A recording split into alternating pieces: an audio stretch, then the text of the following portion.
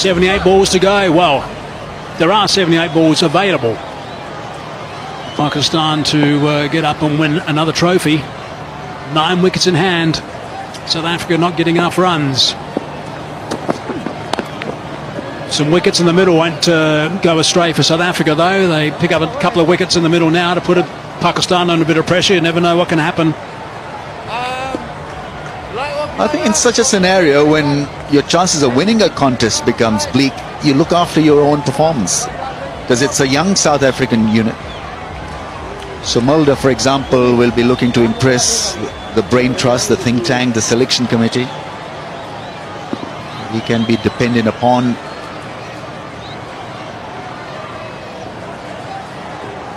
But as a group, they've got to, or they needed a great batting performance. It hasn't happened.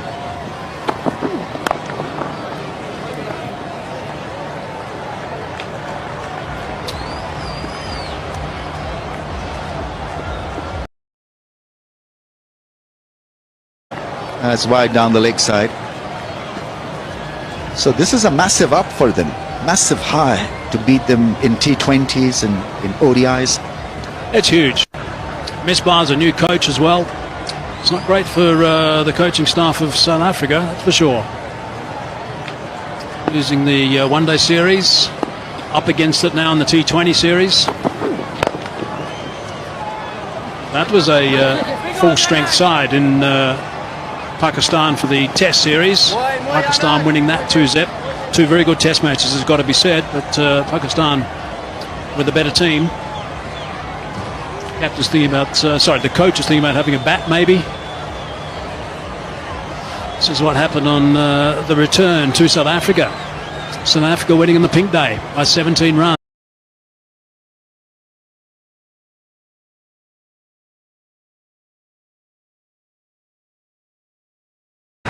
What a season he's had. Likes batting here in South African condition, and suddenly it has clicked. Because technically he was all over the place, playing with a crooked face of the blade, you know, playing mostly with half blade at times because of his unusual batting grip, and everything seemed to be sorted now, and what a great plus he has been. If he continues to bat like this, Pakistan will be difficult to beat. Yeah, it's an extraordinary comeback, it really is. His own personal form, 5 off that over. 80 for 1.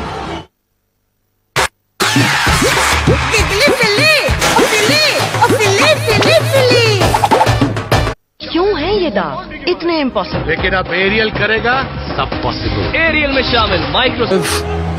Like they were going to continue with that, and it's just settled off a little bit, leveled off a fraction. This is a situation now where South Africa have their issues. Started to lose some wickets at around about this stage. Tabray Shamsi into the attack now.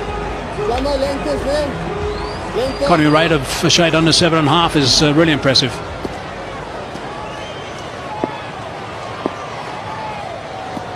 He's a wicket taker, and now's the time for South Africa.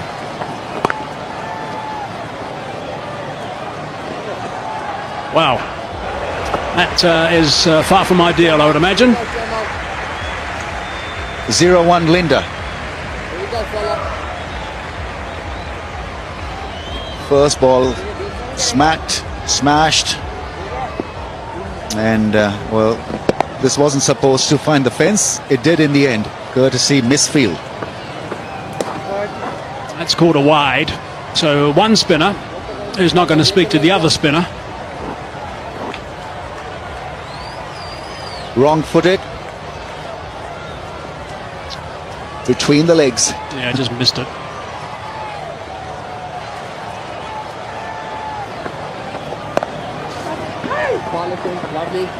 Shy at the bowler's end. Baba Azam had time to turn around.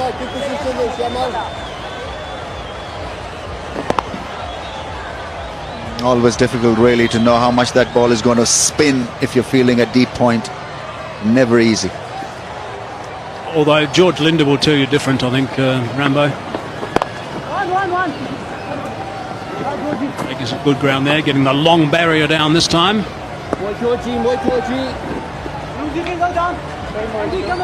Just wondering if Shamsi, and clearly is the best bowler in T20 eyes, highest ranked bowler in the world. Should have been the case of him being brought into the attack a little bit earlier. I would have thought after the power play was done, he should have come in, if not maybe just before the end of the power play. Yeah, I mean, Fakhr will look to strike him hard, and so therein also lies an opportunity to get him out.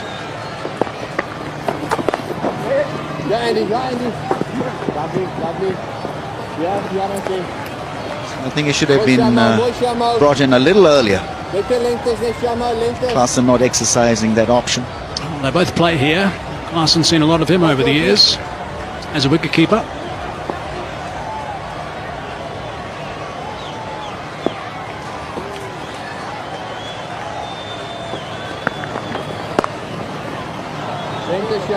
Punishment for George Linder, I think now. He's been asked to run around the boundary.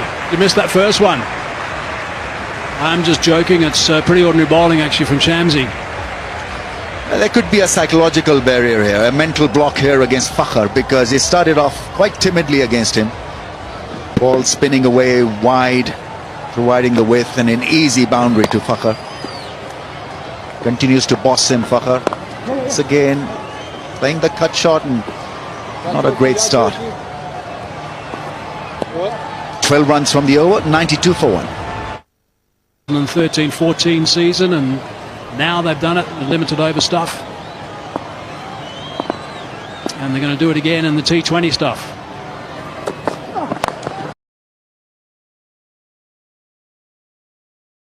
Fielded by Williams.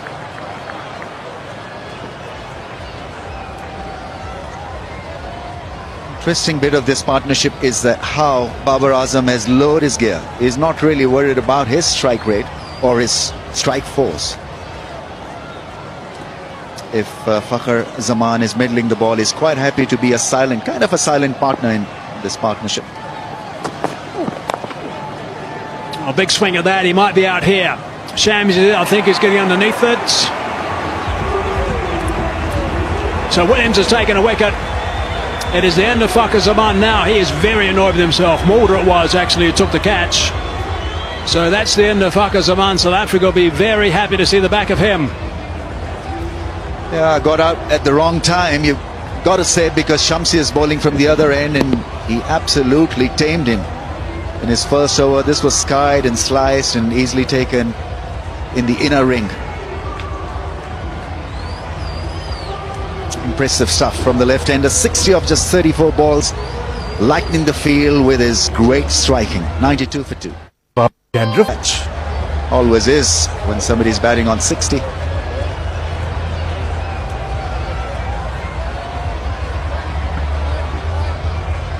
Mohammad Hafiz hasn't wasted any time whatsoever to get out to the middle. Over 100 games now for him. Getting close to 2,500 runs in this format.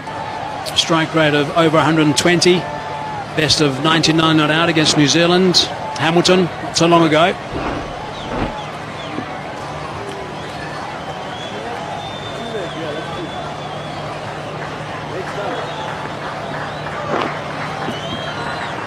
And they still needed to score 100 runs from here. I would think that South Africa will be pumped up and looking to really get stuck into the likes of Mohammad Hafiz and Haider Ali and a couple other guys in that middle order. It looks a bit of a tough job with only 50 to get. Straight over the top, and that's gone for 4. That's not a bad way to greet the bowler. Not at all.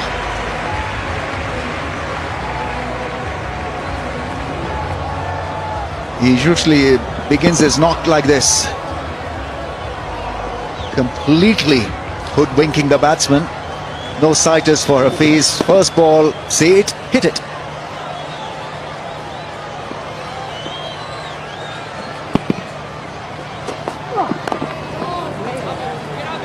Using that on the onside for a single, so Babar Azam is back on strike. Sean, what are your thoughts?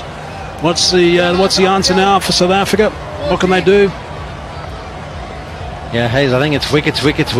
Somehow you have to try and apply the pressure. It's difficult when the new man comes to the crease. You think, okay, well, I'll get everyone in the circle.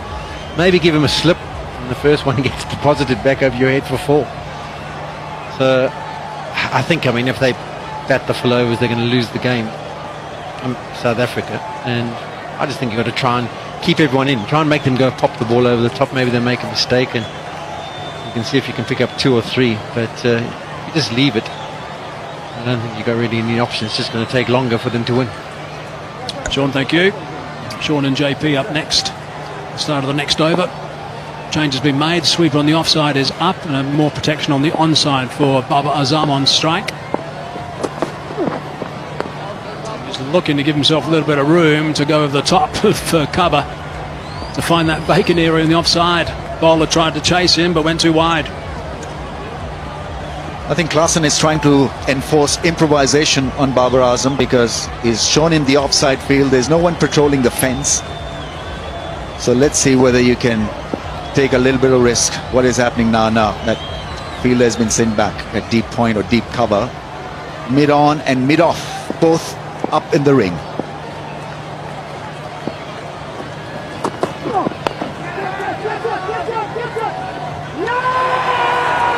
Now that is a very good catch.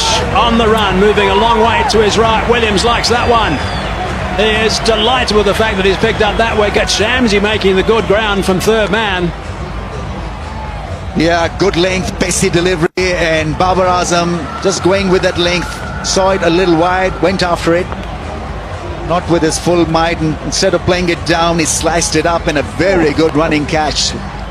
Babar Azam has been dismissed, and that's got to be the headlines for the time being. Very good catch. It's Shamsi, I think. Yeah. He's happy, to say the least. Come on, he says. Come on, SA. Window of opportunity has opened. I like the wickets. Good stuff. Williams, 99 for 3 now. Yeah, and I think there's an opportunity for him to possibly look at more attacking fields, particularly with 2 new guys. You think to his previous over bowling to Fakhar Zaman, you understand the thinking. He's trying to get him off strike, possibly to bowl to the right-hander. But yes, the mindset has to shift now. The only way South Africa has some glimmer of hope in this game is to take wickets. It doesn't matter if you go for boundaries. You need to give yourself the best opportunity to grab wickets. Not maybe an extra person into the inner ring. Satan, come on. Hit my variations over the top. Make another mistake. Yeah, without a doubt. And I think even more importantly on that leg side, from a South African point of view, you certainly don't want to be giving those easy singles. They got to be working hard. So the opportunity is definitely there. Possibly even a mid-off up, asking the opportunity to go over, creating chances. That's the name of the game for South Africa, creating chances. Yeah, this is the field I'd have, but mid-off up, definitely. I agree with you on that one. They have got it this time, 104 for 4. It was at the 15 over mark that South Africa lost their way. Fortunately for the South Africans, there is just an opportunity. Every time a new batter comes to the crease, he can take a couple of deliveries to get himself in. Doesn't have to go from the outset. The asking rate just 4.8.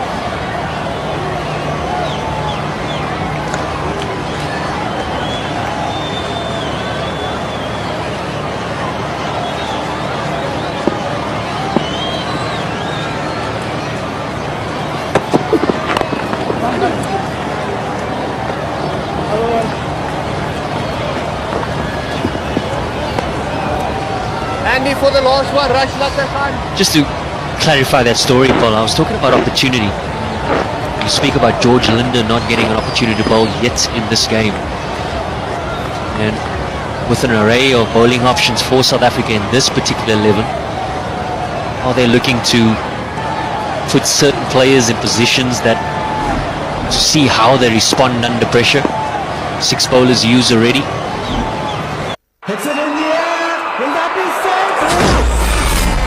To get 4 overs from him. He's been, certainly from a South African point of view, a great standout. For the first time, if we got the worms up, South Africa now in front, 108 for 2, Pakistan 107 for 4.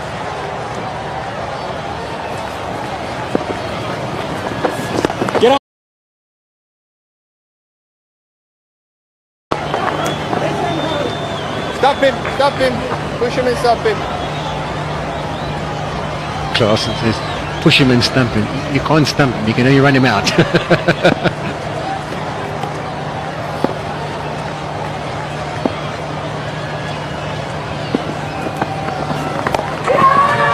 Drag down, but he gets away with it. Markham would have thought he could have maybe launched himself forward, but carry far enough.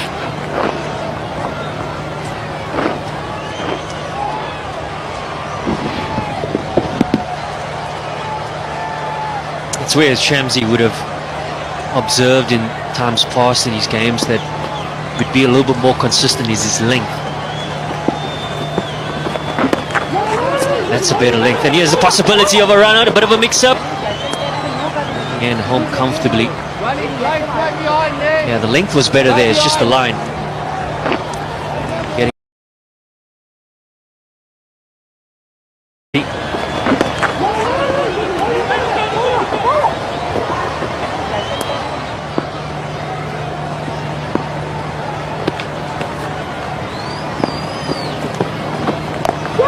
Slog sweep, I don't think he's got enough on that, or has he? Lazard Williams sets himself and it lands within the boundary. Catch is taken. That's another big wicket for South Africa. Things went awry in their innings, and all of a sudden for Pakistan, from being 98 for 2, they found themselves 110 for 5. Shamsi strikes, and the experience Hafiz is on his way. finds the length and line that he's looking for to create the opportunities. Is the brace Shamsi. Mohammad Hafiz looking to go the maximum, doesn't quite get all of it. The opportunity was there, the length was there, and gets a healthy leading in. Could be 2, there's a call of 2, they decide not to risk it. So it's been back-to-back good overs for the South Africans. Have a look at Lazard Williams, the ball goes up in the air, it's right near the boundary cushion, takes the catch. There we go, you didn't doubt me, did you? I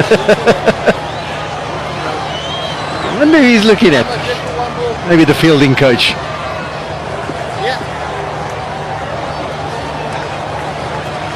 Yeah, he's got a bit of a character. A score of 112. 112 for 5, 14 overs gone.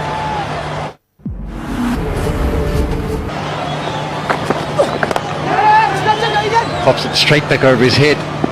Markham gives chase and will retrieve it, so it'll just be the 2.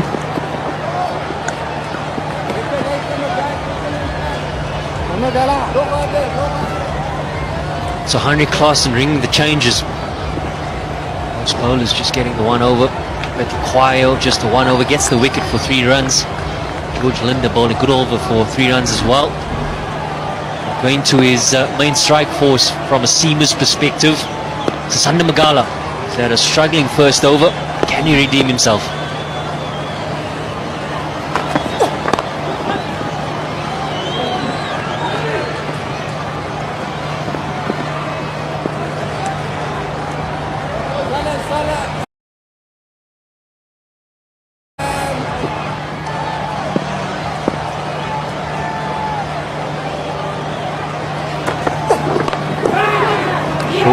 Is that a wicket? It is indeed. I thought it maybe come off the helmet, but he's through the shot. It's hit his bats on the Q end and it's popped all the way back to Magala, and he's got his man. Delivery of 137 kilometers per hour, and South Africa are definitely working the oracle here, picking up wickets at regular intervals, and all of a sudden what looked like a doddle for Pakistan is now looking like a serious challenge. Yeah, often we ask the question, previous bowler went for just the 3 runs, what's the reason? And often guys would do their homework and think about what is the best opportunity to get a wicket. And you see by the tactic there, the short ball was definitely an option. And just get me 10 runs, and then 2 other guys can do it as well. You get over the line. Don't just look at the bigger picture, try and break things down. as a South African viewer, we've certainly seen him play some really important important innings for the Cape Town Blitz in the Mzansi League. It was 2 seasons ago. A bigger task at hand here for him. Yeah, that pace beats the outside edge.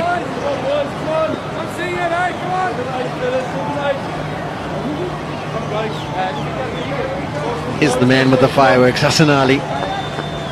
What an innings he played here in the last one-day international. Peppered the banks with some sixes.